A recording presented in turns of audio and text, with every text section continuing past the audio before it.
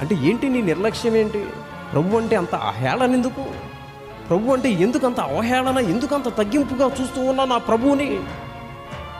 ప్రపంచ దేశంలో హీరో ఆయన. ఒక దేశానికో లేకపోతే ఒక గ్రామానికో లేకపోతే ఒక గ్రామానికో దేవుడు కాదాయన.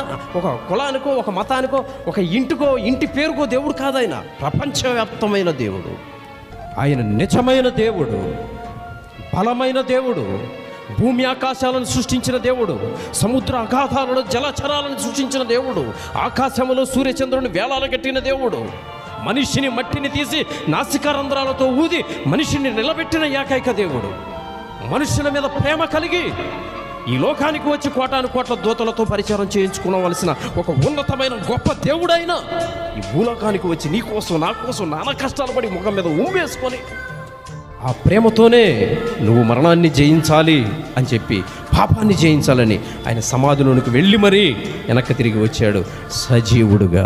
హల్లెలూయా.